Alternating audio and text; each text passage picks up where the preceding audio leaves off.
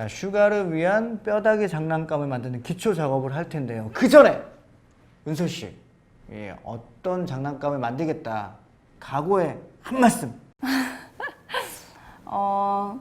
우리 슈가를 위해서라면 네. 저는 이제 어렵지만 3D 프린팅에 도전하는 걸 두려워하지 않습니다. 화이팅! 화이팅! 알겠습니다. 우열 씨도 한 말씀 해주시죠. 예, 저도 저희 절미를 위해서 이 순간 최선을 다해서 한번 물건을 제대로 만들어 보겠습니다. 절미야 오빠 열심히 한다 진짜. 화이팅! 알겠습니다. 잘 한번 만들어 봐야죠, 우리. 그러려면 우리 힘만으로는 안 됩니다. 이분이 계셔야 돼요. 3D 프린팅 수업에 꼭 있어야 할 선생님 도와주시죠. 네, 안녕하세요. 노수왕입니다. 저희가 신기버스에서 이 3D 프린터로 인쇄할 아이템의 이 STL 파일을 이제 다운받는 것까지 했는데, 그 다음에 또 어떤 것들을 공부해야 될지 이 부분도 저희가 좀 궁금합니다. 말씀해 주시죠. 네, STL 파일을 다운로드 받으셨으면은 이제 우리가 그 파일을 이용해서 3D 프린터로 출력을 하는 과정에 대해서 자세히 살펴보도록 하겠습니다. 이 3D 프린터로 출력하기 위해서는 이 STL 파일을 불러드릴 소프트웨어가 필요하고요. 이 소프트웨어에서 불러드린 모델의 파일을 출력 조건을 설정해주고, 그리고 나서 G코드로 바꾼 다음에 이 G코드 값을 3D 프린터에 입력해서 출력을 하는 것입니다. 이제부터 3D 프린터용 슬라이서에 대해서 자세히 설명을 드리면서 알아보도록 하겠습니다.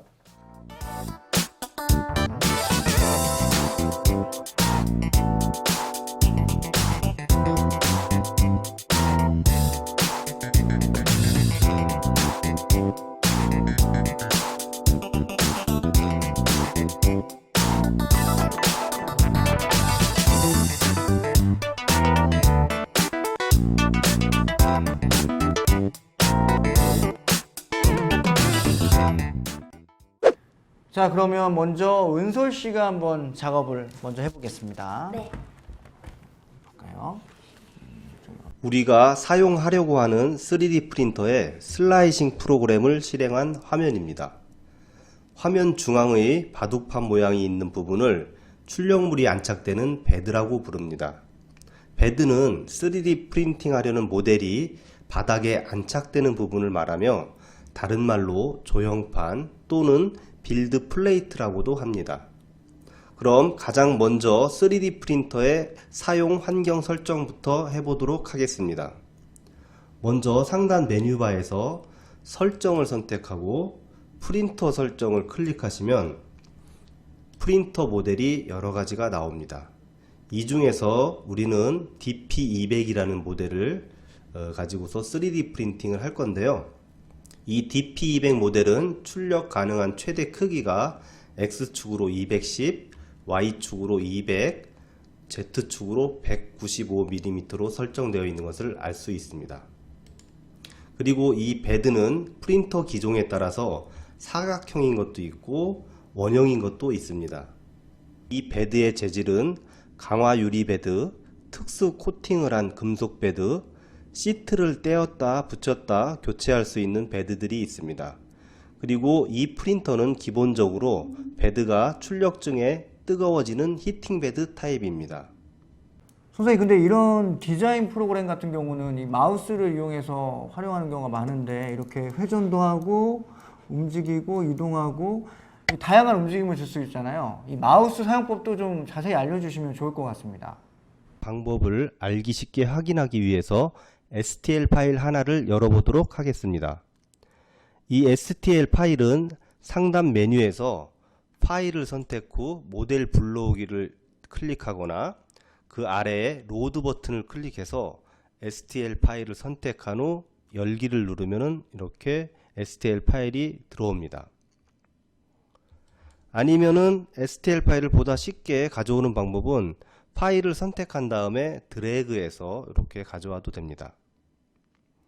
슬라이싱 프로그램에서 마우스를 제대로 활용하지 못하면 사용이 굉장히 불편할 수 있는데요.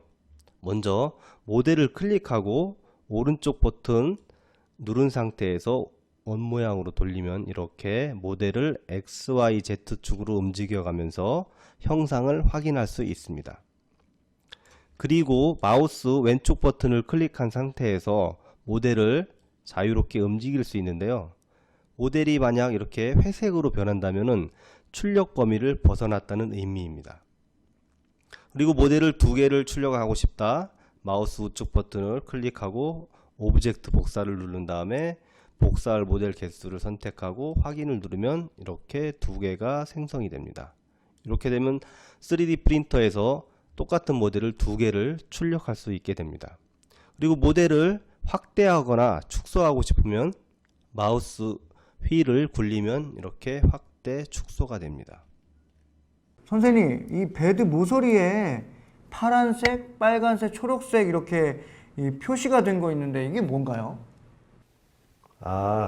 그것은 우리가 만약에 모델을 불러 들어왔는데 모델이 거꾸로 있거나 했을 때 X축이든 Y축이든 Z축이든 방향을 이동하거나 회전시켜야 되는 경우들이 있어요. 그런 때 사용하는 기능으로 이해하시면 됩니다. 자, 이제 이 기본적인 설정이 끝이 났습니다. 다음으로는 우리가 어떤 걸 하면 되나요? 이렇게 기본적인 출력 조건 설정이 끝나면 슬라이스 버튼을 눌러서 가상 적층을 해볼 수가 있고, 슬라이싱을 하게 되면 출력에 필요한 G코드 값을 얻을 수가 있는 것입니다. 이 가상 적층이라고 하는 것은 출력하기 전에 미리 보기 할 수 있는 기능으로서 우리가 설정한 값대로 인쇄할 수 있도록 모델링의 단면을 레이어 높이로 층층이 나누어 주는 작업입니다. 이렇게 슬라이싱을 하면 출력되는 과정이나 출력 예상 시간을 알 수가 있는데요. 슬라이싱 버튼은 바로 이것입니다. 이 슬라이싱 버튼을 누르게 되면 모델을 분석해서 슬라이싱을 하고 출력에 필요한 G코드 값으로 바꿔주게 되는 것입니다. 선생님, 이게 제가 해보니까 3D 프린터는 필라멘트 재료가 일단 들어가고요. 그러다 보니까 이렇게 시간도 오래 걸리고 출력 오류를 줄이는 게 굉장히 중요한 것 같은데요. 어떻게 하면 어떤 방법으로 이런 출력 오류를 줄일 수가 있을까요? 출력 오류를 줄이기 위해서는 설정한 대로 무조건 바로 출력하지 말고 슬라이싱을 통해서 적층되는 과정을 확인하는 게 좋습니다.